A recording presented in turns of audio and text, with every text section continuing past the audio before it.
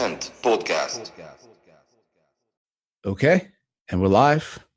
This is Matthew, and we're back with a year-end special for You Deserve a Drink. As always, I'm joined with Rizzle. What's going on, dude?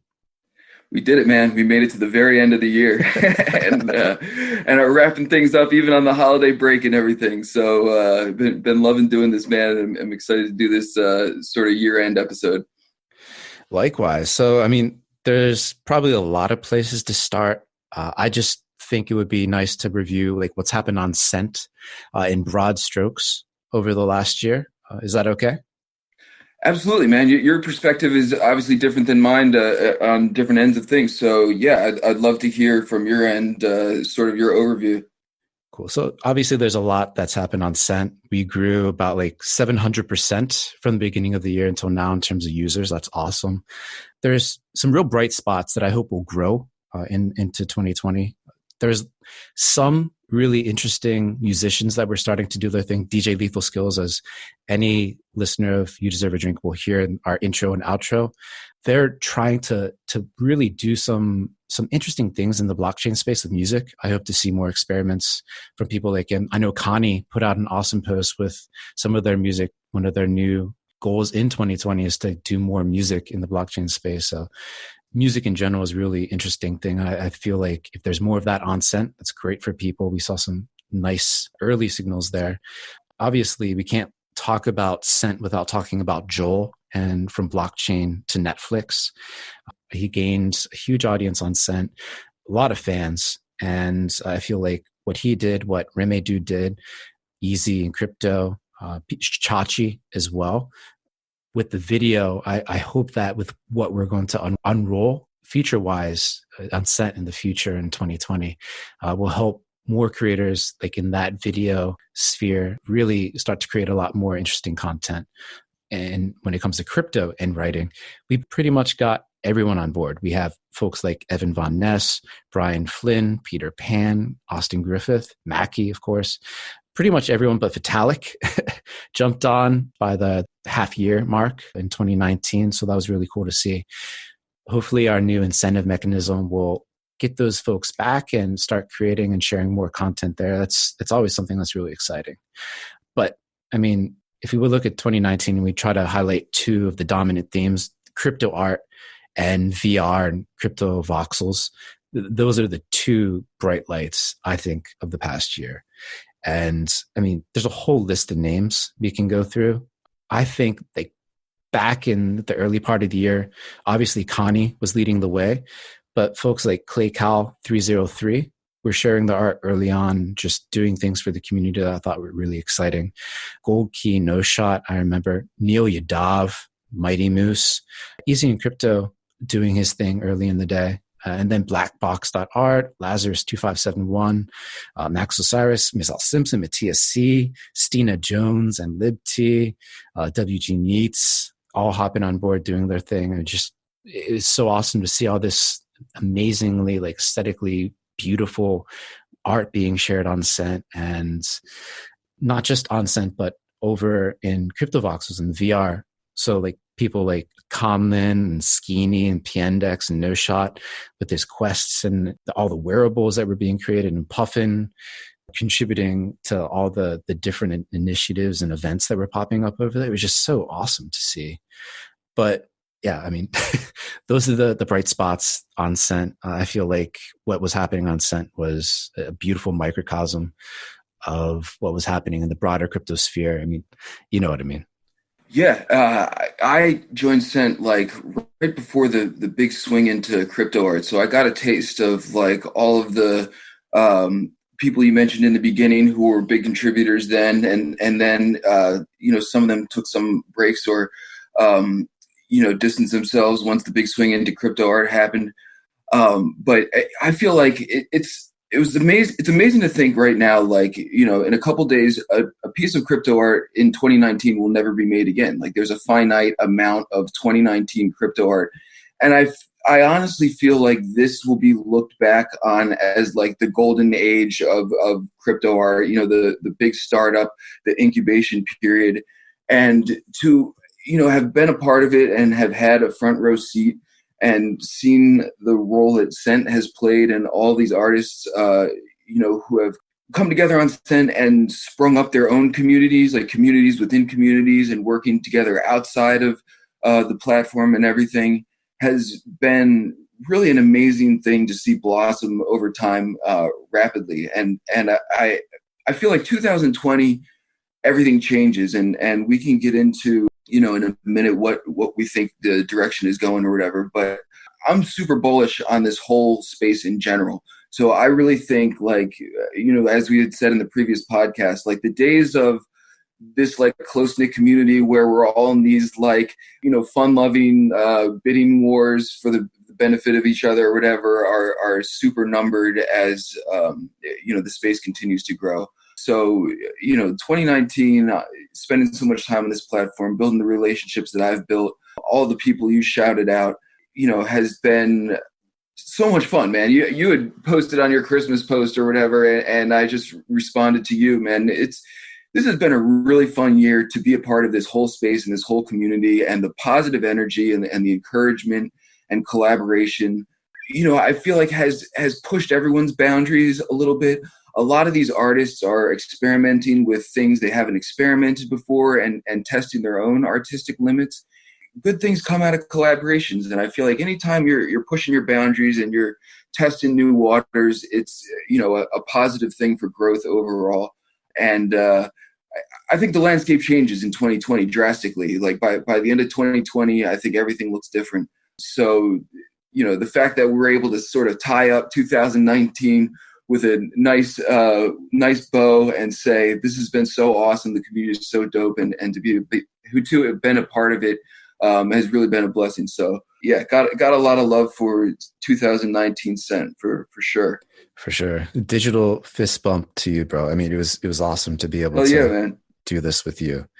And well, let's get right into it. So 2020, what do you see playing out? Like, what major changes do you see happening? What do you think the focal points will be heading into 2020?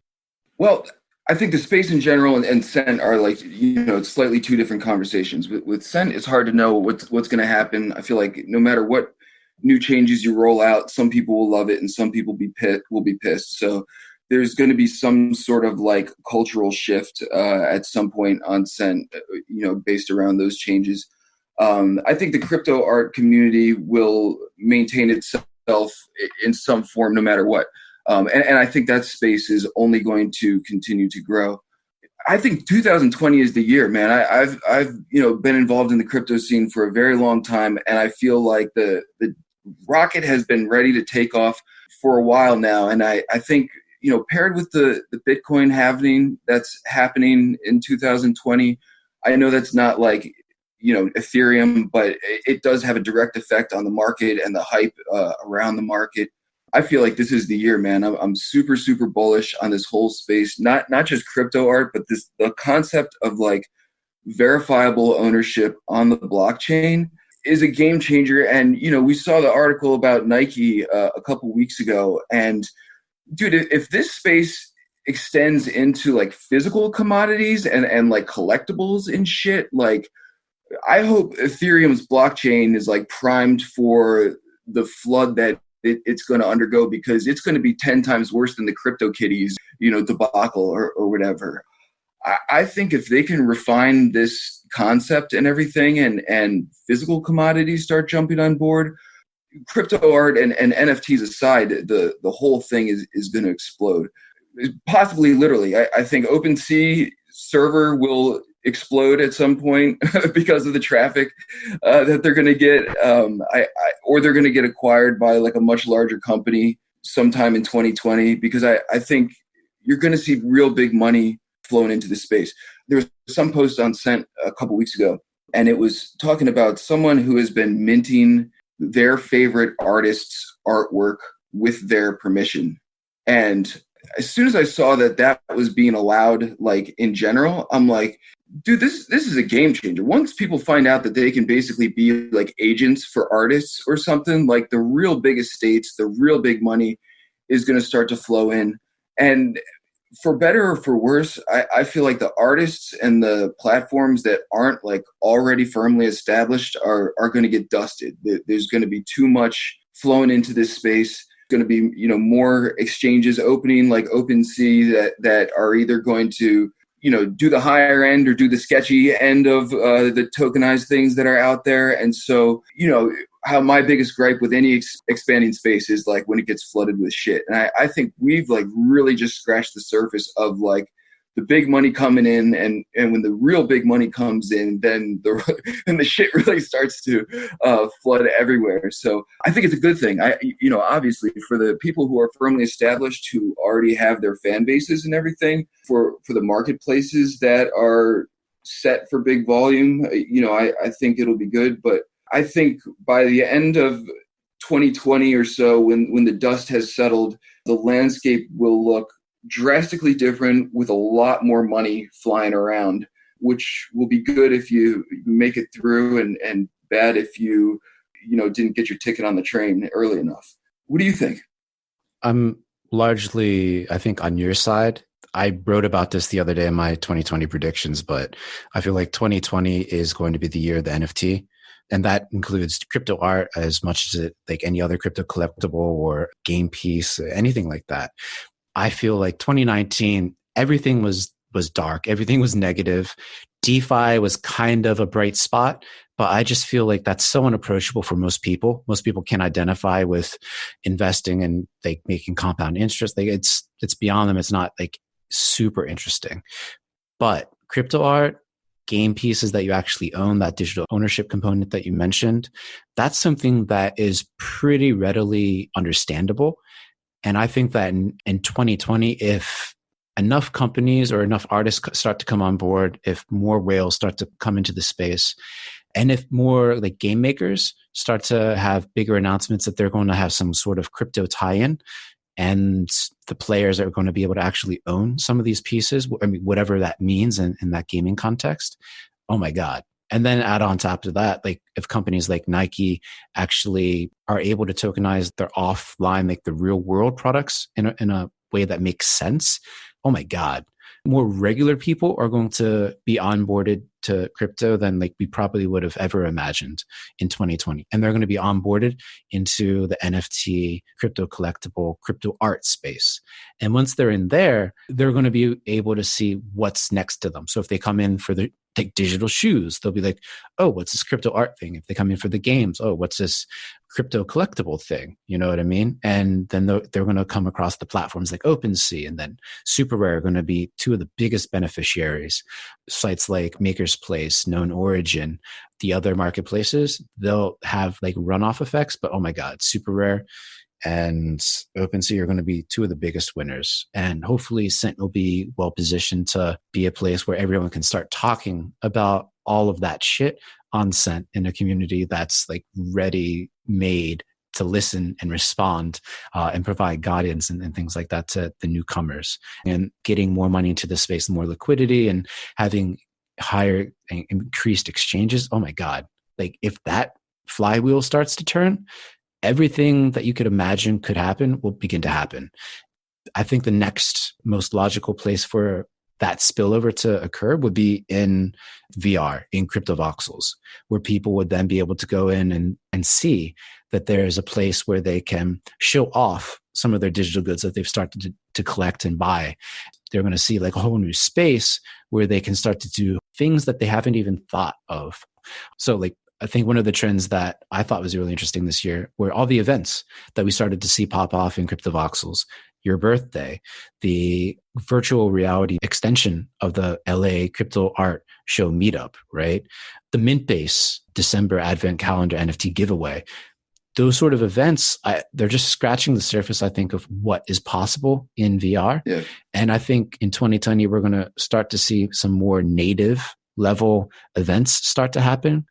Who knows, like maybe that means like some sort of global jam session for musicians, right? I know Ozzy Master was the DJ for your birthday party and then tried to do that for the Mintbase event, the last day that they held that. What's stopping multiple parties like collaborating in some sort of concert in some space over in crypto voxels. Like who knows what will hit, what will gain traction. But I think we'll start to see some really unique interactions take place natively over in the crypto voxels and the virtual reality space. For sure, man. Yeah, we've obviously just scratched the surface with that. I mean, we really witnessed that from the very, very ground floor turn into a thing. So yeah, Crypto Voxels is going to have to work out a way to handle our parties, man. As the space continues to grow, they're only going to get bigger and better with more dope wearables. No, man, I really feel like we might be witnessing like the thing that the whole crypto space is been waiting for it, and maybe I'm just too far down the rabbit hole, or too deep into this or whatever. But I feel like the whole space has been waiting for a palatable on ramp for the everyday person that they can understand and get on board with without having to understand crypto. And in our interviews with Roll and with Maker's Place, both of them. That was their common, beat that they were trying to work out, is how to onboard people who don't want to have to fiddle around with the crypto end of things and just get them on doing the thing. They get paid in crypto, and everyone can basically understand that, right? There's been like so many like in-game currencies, Second Life, which I'm sure is still out there, has like its own currency that was like traded on various exchanges like way before even cryptocurrencies.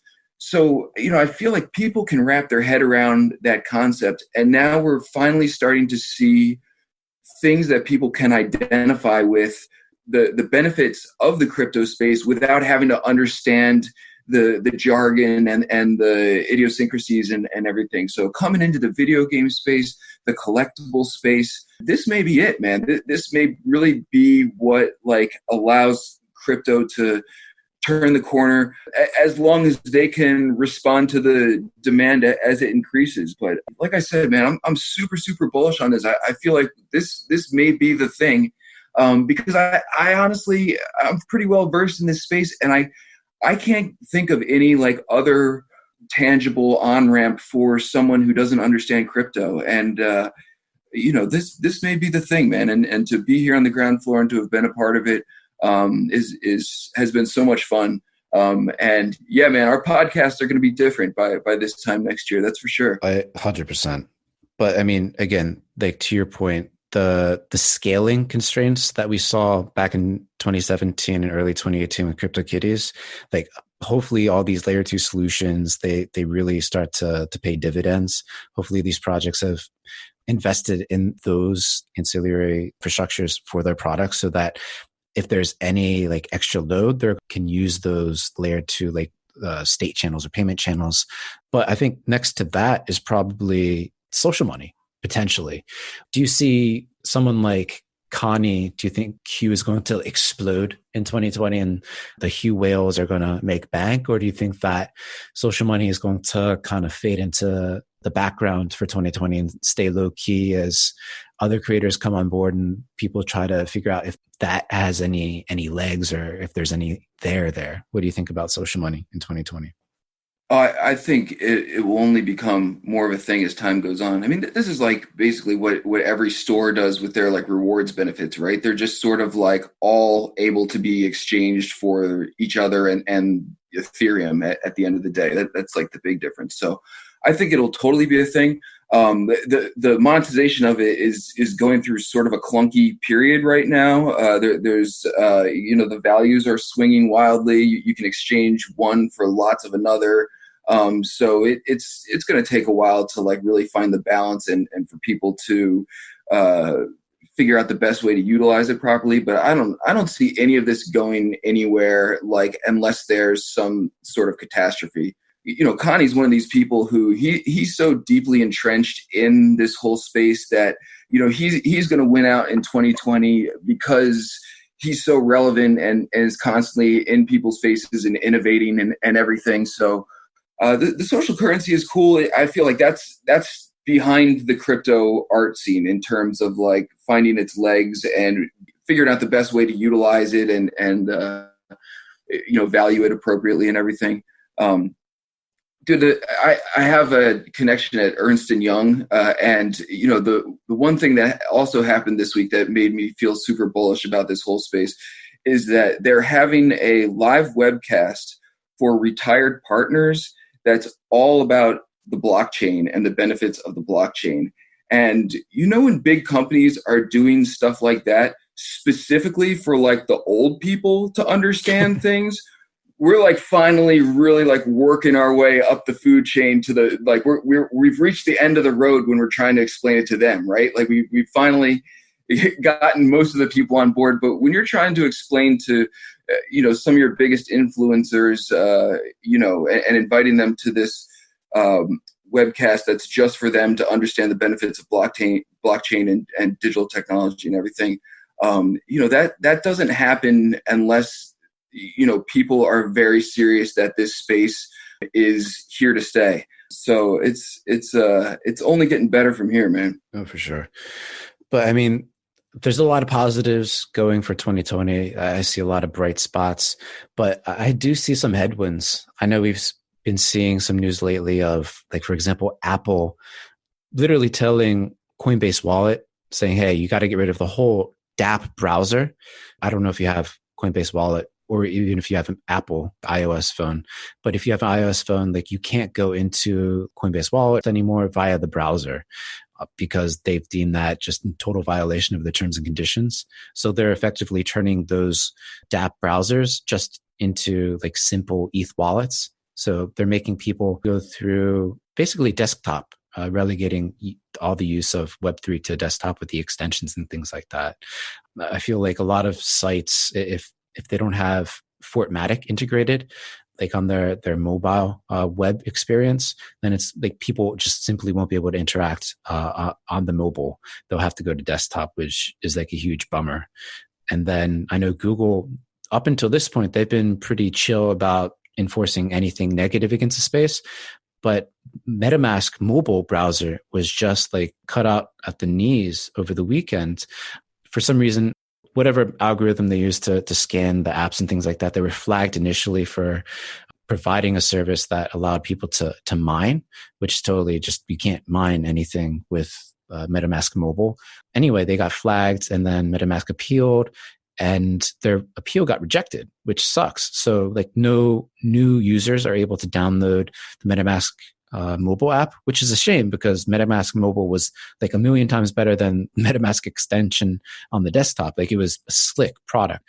So seeing things like that from Apple and Google, it's pretty sketch. And since they are essentially the gatekeepers to the web for most of the world, if they try to do anything more to really curtail the use of Web3 crypto in the space, it could make things a little bit bumpy. I still see the fact that crypto, essentially, if you control your seed phrase, your wallets, like, you can use your crypto and access your NFTs from anywhere, which is amazing. Like, if you had an app that was linked to your bank and Apple or Google just banned that app, you'd be effed. You wouldn't be able to access your funds. You'd be up a creek. But with crypto, the cat's already out of the bag. You can't put that back in there. It's just going to be a bumpy ride to figure out what the workable solution is there. But I see that as a potential headwind heading into 2020. Is there any aspect of 2020 that you're kind of worried about that you think could negatively impact the space or cause a lot of people to kind of get cold feet and not enter? I think you said it, man. And then there was, and on top of that, there was also the situation where YouTube banned like hundreds and hundreds of crypto related videos and everything just randomly. And that's the thing, man. You live and die by the algorithm with Google and YouTube. I had a buddy who was sort of a starving artist. He had a gaming channel on YouTube. This is like a decade ago. YouTube changed the algorithm, and all of a sudden he's making thousands of dollars a week on his gaming channel, moved to LA and just like makes, YouTube videos and plays with his band and everything. And, you can live and die by the hand of the Google algorithm. So that would be my main concern, is like overregulation of this space and censorship.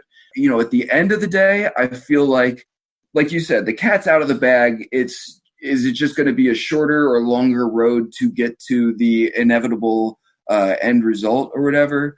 But I feel like that is what would keep this space down or under wraps, is some sort of like over censorship, over KYC, just continuing to make it extra complicated for people to get on board. But I also feel like that's like whack-a-mole. Like good ideas eventually will rise to the top.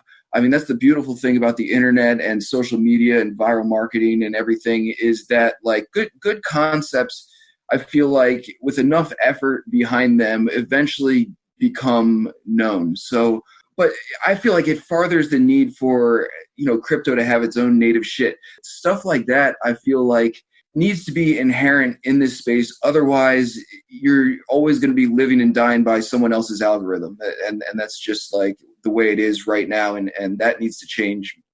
For sure. And I mean, I feel like it's incumbent upon any of these like crypto YouTubers. They kind of need to come together as a stronger community. I mean, these people have, at last glance, hundreds of thousands of like followers. That's crazy. Like combined, like they should have millions of fans following them if they're real people. I'm sure a huge portion of those followers are bots or whatever. But I mean, if you look at the crypto art community, like this is a relatively small community, but we're fucking all in it together. We're all helping one another out, cross promoting one another, buying art from one another, selling things like that. I mean, this is the way forward. You got to be a tight community. If you have a tight community, your community should be able to live anywhere. I really like that kind of way of thinking when we spoke with Sid from Try-Roll. I mean, really, like if we're that close of a community, if you have followers that are that passionate about your shit, they're going to follow you wherever you are. You just got to make sure that you're able to be followed and you're not just entrenched on one particular platform, not overextended some other place. But that community building is going to be a huge major aspect. And that's sort of what the changes that we have planned for Cent. I really see that playing a pretty cool central role. With our new smart contract, one of the cool benefits to anyone that's on Cent, we're going to provide everyone with a .cent.eth subdomain. So like, for example, rizzle.cent.eth, anyone can send money to that smart contract via that subdomain. Those are the sorts of tools that we need to start providing to the creators in this space so that they have a better handle on who their actual real fans are, so that they can kind of maintain that community, not just on Cent, but all across the internets, right? So I feel like that's the direction to go, no matter what kind of creator you are. 2020 is going to see the build out of these sorts of tools so that they can hold on to their communities and keep those tight relationships, and so that they can eat at the end of the day, because they're not doing this for fun. They're doing this to make a living. Dude, it's all about the community, man. I like that sentiment, and I agree with that wholeheartedly about this community that has sort of unfolded in front of us here. And a lot of the community already is, on different servers in Discord together and communicating with each other, like off Cent and on Cent and everything. And it's exactly what you said. Like the community is the community. It interacts a lot on Cent, but we really galvanize everyone together here. And it's fun to be a part of, and I hope all of us are still leading the charge this time, 2020. Dude, well, I think that's the perfect place to leave this conversation and to leave 2019. Again, dude, it was a pleasure to be able to work with you and meet you and do all this awesome shit in 2019. And I cannot wait for what we're going to do in 2020. I really am so excited. Hell yeah, man. Me too. All right, brother. Well, Happy New Year, and I'll see you on the flip. Take care, man. Happy New Year.